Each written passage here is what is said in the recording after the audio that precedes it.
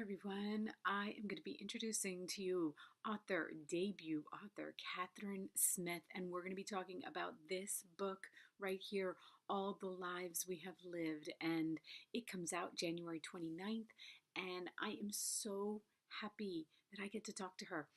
I'm not going to tell you how I found her and how this actually happened, but I'm going to tell her. So, because I'm going to tell her, so I'll save it so you guys can hear the story of how this interview happened. But what an emotional book. It is so good. It is way better than I expected it to be. So I can't wait to talk to her about it.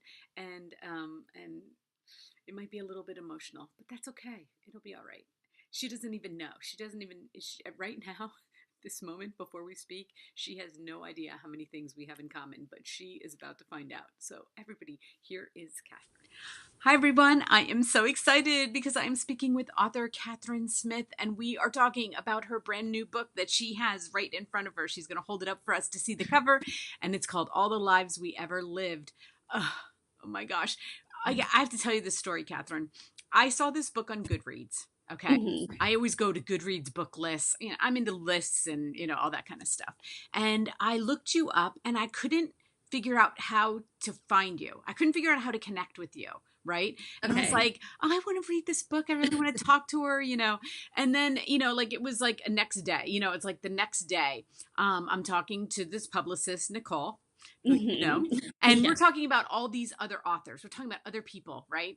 And she said, hey, I have a new author for that maybe you want to talk to. It's Katharine Smyth. And I'm like, what? I want to talk to Katharine. Coincidence. Perfect. It's fate. So us talking is meant to be, okay? Okay. Excellent.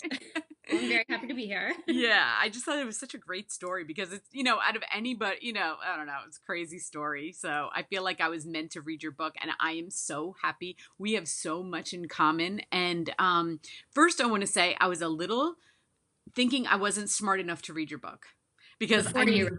before I Okay. read it, right? Okay. Before I read it, I Well, was which like, is wait a obviously second, I you know. are. Yeah, I know who Virginia Woolf is, but I've never read anything. So I was like, am I smart enough to read this book? But having read it, I'm like, you taught me so much. I didn't have to read it. So I want to tell everybody, don't feel intimidated because you tell us enough in this book that we don't feel like we don't know her.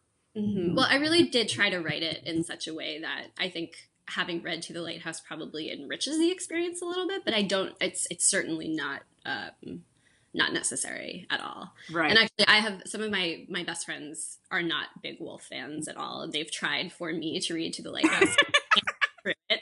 They just keep reading the first 10 pages over and over again and then put it aside for a year. But my friends who've read it are kind of they agree that you definitely don't need to have read it. No, but now I feel like I do want to. Like now it's Mm-hmm. like on my list of like books to read, but because I love classics anyway. Like that's Mm-hmm. what kind of drew me to this when I first like read about it. I was like, "Oh, I love classic books." And I love that you took her and her book and like wove it into your story. I mean, it is such a different memoir than anything I've ever read, and it was so much fun to read. Like, I can't say enough good things about it, but and I love your first line. You say, perhaps there's one book for every life. And then I was like, wait, I couldn't get past that first sentence. I'm like, what's my book? I want to know what my What book is your book? I Do you know? don't know. I have to like think about it a lot, but you and I have so much in common. Okay? This is why I think we were meant to talk because I was raised. Now I have a brother. You are an only child. Mm-hmm. That is a difference. But my dad died from alcoholism at the age of Mm-hmm. 43, and then my mom died from alcoholism at 63, Oh 20 gosh, years I'm so later. sorry. And but hers was like she wasn't like him, and she did when I was growing up she was into prescription drugs to deal with his alcoholism. And I was like, oh my gosh, when I'm reading your book I'm like, Katharine gets that sickness, right? Mm-hmm. Mm-hmm. Yeah, I mean, I think, and it really is a sickness. It's a disease, and I think, Yes. Yep. and yeah, I definitely something that I was sort of interested in. I don't think it's not a huge part of the book, but sort of painting a portrait of Yeah. an alcoholic and living with an alcoholic and what it's like when someone that you're so close with and you love so much is is doing this thing that's necessarily distancing. It's really hard, obviously, to be the child of Yes. something like that, especially when you're even, especially when you're close with them, especially when you love them so much. And Yes. mm-hmm. Yeah. And, it was different. I mean, this isn't what the whole book's about, but I mean, I loved your story with your dad. My dad, it wasn't as obvious. And I don't know whether I was like, just didn't know. And maybe you didn't either. Like when you're in it, it's kind of hard to, I don't know. It was just different than with my mom. But I didn't understand the disease until dealing with my mom, because near the end of her life, she said to me, I can't live with alcohol and I can't live without alcohol. And then I was like, like I understood another layer of what it meant to be, Mm-hmm. I never heard my dad say that really. I mean, my Mm-hmm. dad got pancreatic cancer. They both died of pancreatic cancer, whichever, that's an alcoholic disease. Mm-hmm. So just like, but what we went through, like with our dads being sick, my dad was Mm-hmm. very sick during my high school years. And it's like what I remember of, Mm-hmm. if you ask me what I remember of high school, it's him being sick. Mm-hmm. Mm-hmm. So I don't know, you just did it so well. I mean, the story that you wove into it, how did you think of that? Like, what day was it that you were like, I know, I'm You going mean to, the Virginia Woolf piece of yeah, it? how am I going to weave this into my story? Well, so I went to grad school for creative writing, Right. and when I first got there, I was not at all planning on writing about my father or family at all. It was sort of the Right. furthest thing from my mind, and I was sort of more into travel writing Right. and essays. And his cancer came back sort of midway through my first semester, Mm-hmm. and he actually died at the end of my last semester. So his story kind of kept creeping into what I was writing about more and more. Right. Mm-hmm. And I worked on a manuscript that actually did have my father's story, but it didn't have anything to do with To the Lighthouse or Virginia Woolf at all. I mean, so in college, I had actually written an honors thesis on, I was an English major, and I wrote my thesis on Mrs. Dalloway and To the Lighthouse. And I actually kind of put Woolf aside when I started doing my own writing, because I found her it was almost debilitating. Like I kind of just kept channeling her voice in a way that was driving me nuts. Right. So I put Woolf aside. I didn't read her for about, 10 years. And and I actually worked on 2 different manuscripts, and neither of which sold. Right. And I got really positive feedback from editors, but they were kind of like, we don't really know how to sell this. You're so and so it was actually my agent. She was kind of like, you need a hook. And I sat down. You ask, how did it come to you? It really was. I sat down that afternoon, right after I'd met with her, and I was kind of like, well, she had talked about H is for Hawk by Helen Macdonald. Have you read that? I have not. So Helen Macdonald also writes about her father's death, but she trains falcons. That's sort of like her thing. Mm-hmm. And I was like, well, I don't know. I don't really know train falcons. I don't really know anything about any. I mean, it was like the only thing I really know anything about is Virginia Woolf, and it was just like, oh my gosh. Wow. And then I thought about To the Lighthouse, which is my favorite novel, and I was kind of like, oh my gosh, every single theme that I've been writing about, grief, the death of a favorite parent, home, the passing of time, marriage, failure, everything that I've been writing about is in To the Lighthouse. And it really, it was kind of amazing. I was kind of like, oh my gosh, I can see how this book and this writer could actually help me to kind of understand my story, from a much sort of deeper, richer place. And also conversely, and this is something that's sort of a piece of the book too, is what it's like to return to a book that you first read when you were 20, to return to it when you're 35, and you've had a lot more life experience, and how so I love it, because it's like, not only did To the Lighthouse help me to understand my own story, but my own story helped me to better understand To the Lighthouse. So there's sort of a mutual reciprocity there. And so initially it really was kind of just I need a hook. but I think it actually made it a much Oh my better. gosh. Like I'm so thrilled, you know, that I kind of stumbled upon that.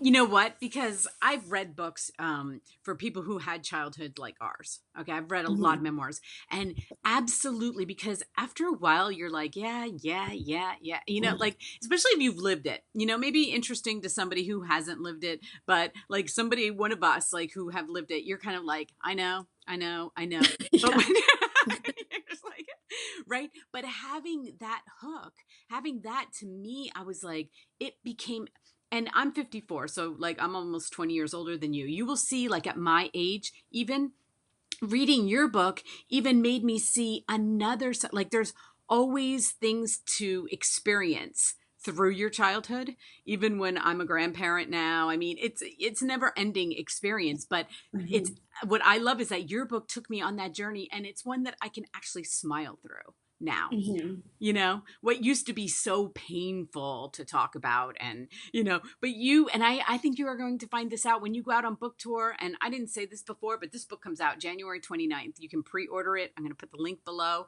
but you are going to get so many people telling you this, okay? Mhm. How Mhm. inspiring you are, and how you're making them think about things in a whole different light, which wasn't sad, really. For me, it Mhm. wasn't. It was like, I'm glad to hear that. That makes me yeah, happy to hear that. Yeah. yeah, because it's just a journey, right? I mean, it's just, how and at the time when my dad died when I was 23. And I used to always, it was just, now I can laugh about it, but like I'm standing at the funeral and looking at my mom and my brother, and I was like, seriously, this is what you're leaving me with?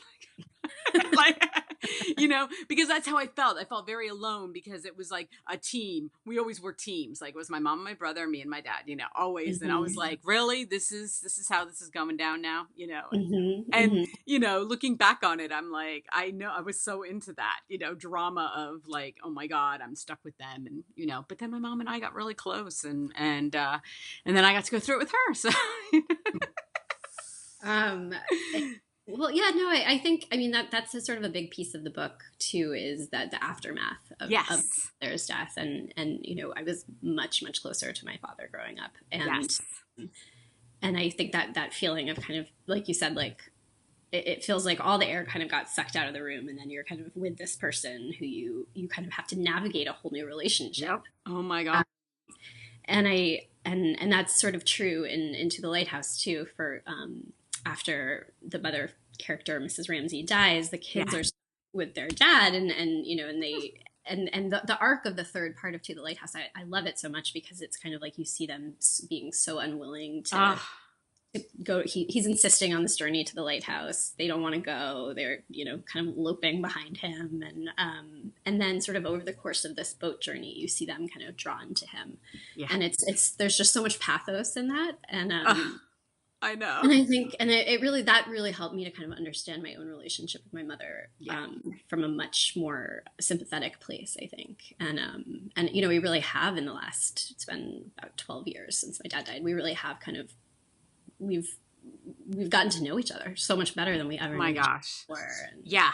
It is crazy how that happens. And that's what I loved about your book too, because it did talk more, it wasn't like it just, that's the way it ends, because that's not the way it ends. And I remember, like, I think I was like 30, or I was with my mom, and we were having this like knockdown, drag out fight, right? And then we realized, like, at the end of it, that it was because we never got to know each other. Like, when you grow up with one parent closer to, you kind of distance yourself.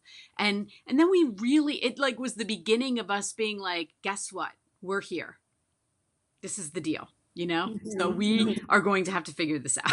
So, Yeah. and we did figure it out, we really did. And I can at least look back and say, I had 20 years with her after, and I did figure it out, and she did, and it was a much easier thing to deal with. But I think I can't wait till you write more, because you're so young, and you're going to be able to do this again. This is such a cool, like, I'm like, first of all, I think you're the smartest human being ever, because as I'm reading this, I'm like, oh my gosh, she is so smart.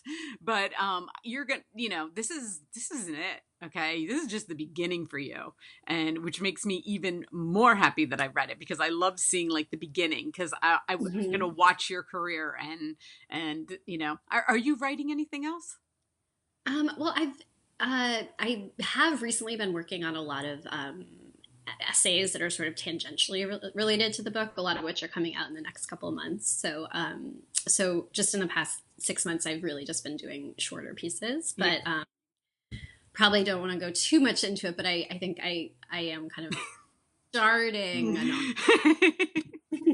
Well, you know what? It's back there. Yeah, it's back there. And you should be enjoying this anyway, because this is I've already seen buzz about this book. Or like I said, Goodreads. If Goodreads is talking about it right there, okay, I highly respect them as a website, and the fact that I saw you through them, it's like that says a lot. So you're going to be out there talking about this, and you should have so much fun with it and just bask in this. And I'm so happy for you. I really am. You deserve it all. And I wanted to tell you one thing that I remembered. It's so weird. Like, so I'm at the end of your book, and I had this memory, and I realized like I never really told too many people because it's so weird. So why not tell it on my on YouTube, right? Like, but I have just you and me. It's just you and me. No one will listen, right? But what I thought was really weird, because it brought it up, was that when my mom died, I mean, she was in hospice, and we were kind of waiting for her to die, and I had a dream, and I was reading. Of course, books have always been my thing. Never hers, always mine. And she used to mock me about it all the time. She'd be like, "Oh, you carry a book everywhere you go." Yes, I do. So I have this dream, and I'm reading, and the line says, "And then her mom died." And I woke up, and the phone rang, and she had died. Oh my gosh. Is that crazy? Wow. That isn't good. It's amazing. It sent chills down my spine. I just felt like, I have to tell her, because I forget. You know, it's been a while. I forget. And then like that, your book brought that up. And I was like, oh, I love that memory. I love that. Mm-hmm. And you're going to be hearing lots more of this. So this is just the beginning for you. Mm-hmm. Yeah. Well, I write about that in the book too, but I don't know if you kept dreaming about her, but I just dreamed about my dad. So oh my gosh. I mean, it feels, Virginia Woolf wrote this about Katherine Mansfield after Katherine Mansfield died. She says when she came to her in her dreams, it felt so much more real than thinking. Oh, yeah. It felt like she was actually there and not, not some kind of figment of her imagination. And it's, I still to this day dream about him a lot. Yeah. And when I do now, it's very real. It's not as frequent, but it's very real. So it's not like just some passing like thing. It's more like it's real. And then it feels real in the morning, and then I'm happy about it, but not as frequently as I used to, I have to say. But I think it's more because I have a lot of peace too. I think that the more space, the more time, the more peace, and it kind of gets into a rhythm. But as I'm having grandchildren, like that kind of brings them up again, and but I'm so happy I met you. You've made my day. I'm going to have all of Katharine's links listed below. You can pre-order this book right now. It is coming out, and I'm so happy that it's at the end of the month, because it's like all this buzz build up in January, and then those pre-orders are so important. So I can't wait to tell everybody. And thank you, and I will be here for your next one. You know where to find me now. So let's hope this one doesn't take me another 10 years. Okay, I don't think it will. I think you're gonna have people be like, "I want another one." You've got a year, okay? But anyway, have a great day. Have a great book tour. Thank you. We'll great to talk soon. to you. Yeah. Okay, bye. Bye-bye. I think we did it. If you have made it this far, I think we got through that pretty not emotional and fun, and we laughed, and I love her. Thank you so much, Katharine. This book meant the world to me, and you are going to hear this over and over and over again, and I can't wait. I can't wait to see what happens with this. So thank you, everybody, for watching, and please hit like if you like it, and please subscribe. I put out videos every single day. Bye-bye.